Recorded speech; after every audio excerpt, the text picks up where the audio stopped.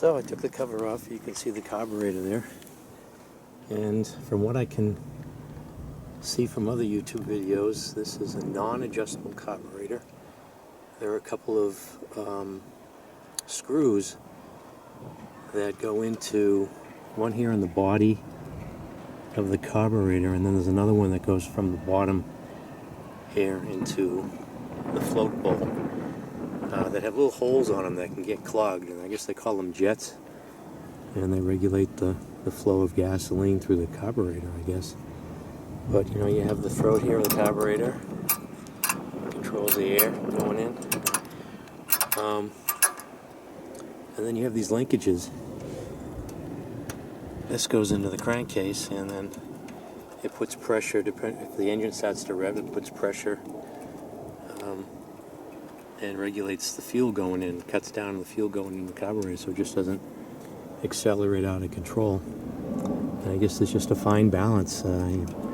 Make sure if you take these linkages apart, make sure you put everything right back in the same holes. But what I did is I bought these kits here, and I got a float bowl here, and they recommend now, it used to be, well, on the old one, there's another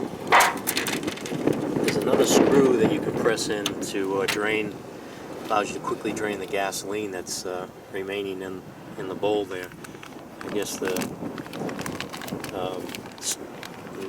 snow blower service places service guys don't like those because it's just another part that can leak.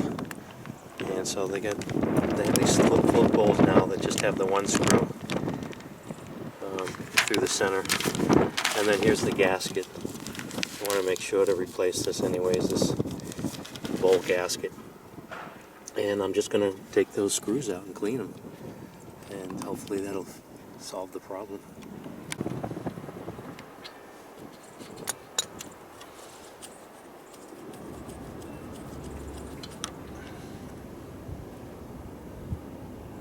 Wow, that's dirty.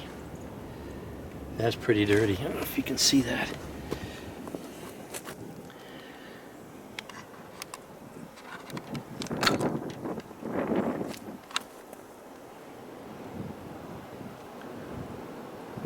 There's a very fine hole on there.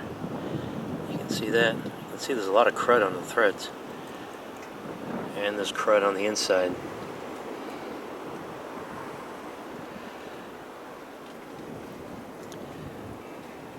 So I'm going to try to clean that as best I can. Now there's another jet here. I was told this regulates the low idle speed, and it's a screw that goes in to the housing. I think you can see it there. And it has a hole in it. And that can become clogged too. So there's a little plastic cap on it. Reveals the screw that you can use a screwdriver to take it off. I gotta get a screwdriver. Okay, I'm back. Man, the wind's really picking up. It's pretty cold today. Must be in the teens with the wind chill.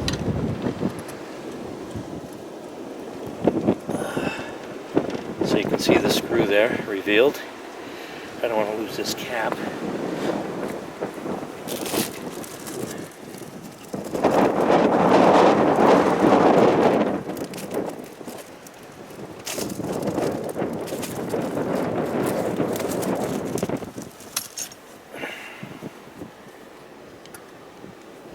So just, wow, that's wasn't in there too tight.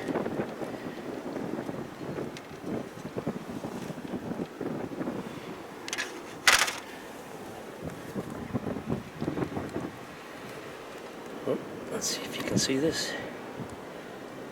Okay, there's that part. You can see the pinhole there.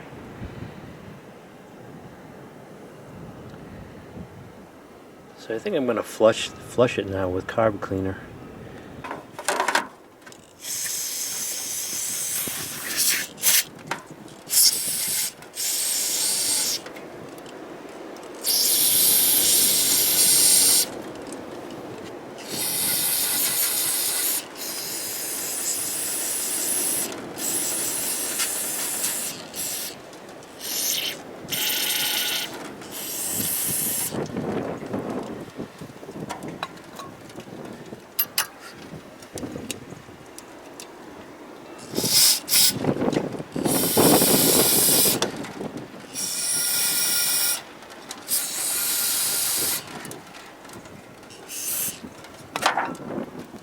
gasket.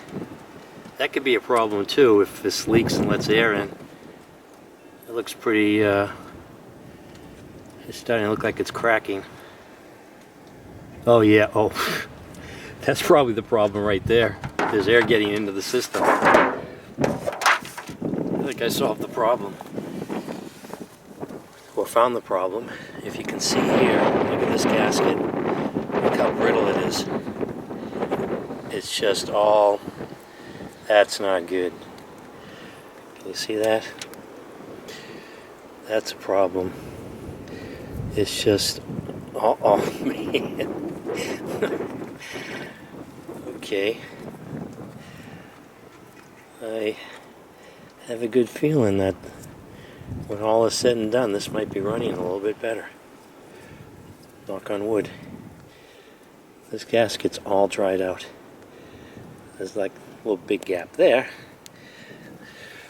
Okay.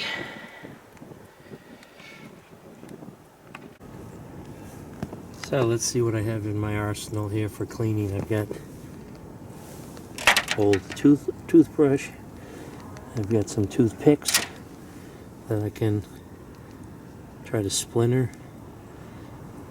I've got the 2 jets here that I want to clean, and I found a piece of wire, small diameter wire in the cellar. Let's see if that'll fit in the holes there. And I've got my carb cleaner. Let me get my carb cleaner. And the carb cleaner.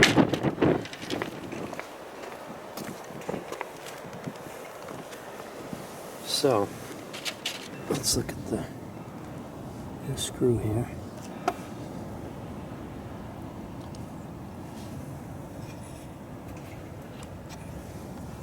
You can see all the crud on that.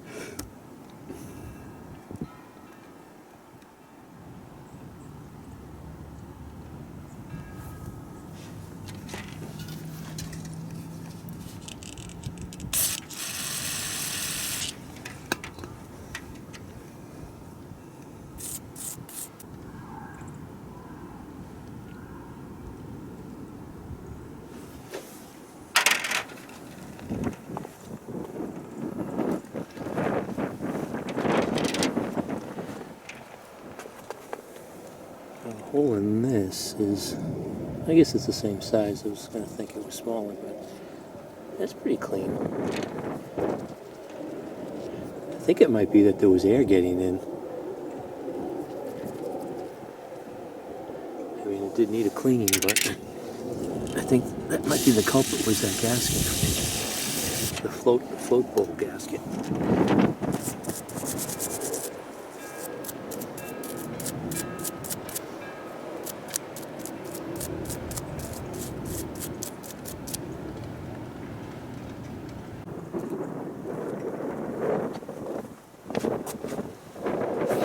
I don't think you're supposed to put grease on this again. I think you put it on dry.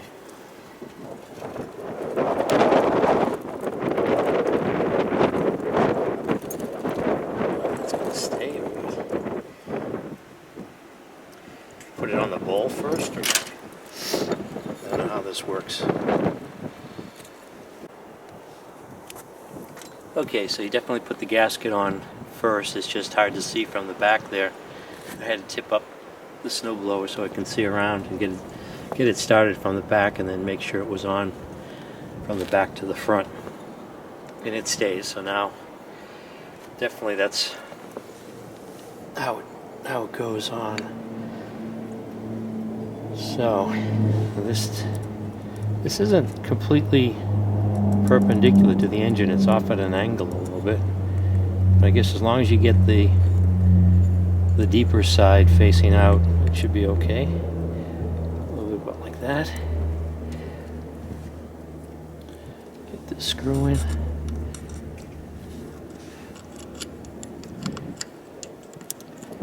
And there's just this screw here. There's no gasket, interestingly enough. It's just threads in there.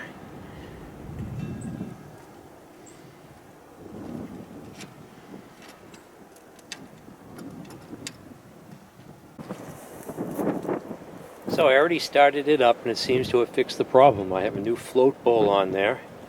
a new O-ring, a new bowl gasket, and I cleaned those jets, although they looked clean. I think the problem was air was getting into the system through the gasket, that old gasket. And now it doesn't surge anymore. I don't have to run it high, and I can idle it at a low speed now without it conking out. So let's go take a look and let's take a listen.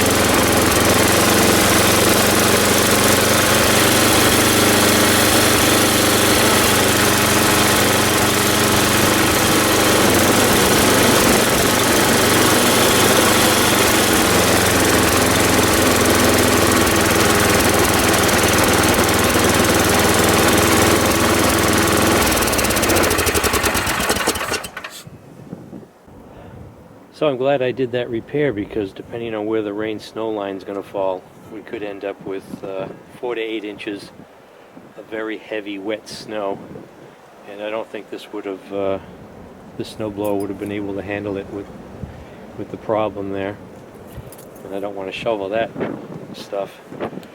So hey, I think I mean total it was about $26 for all the parts and a carb rebuild kit, which I only needed the O-ring in out of that packet, and a new bowl.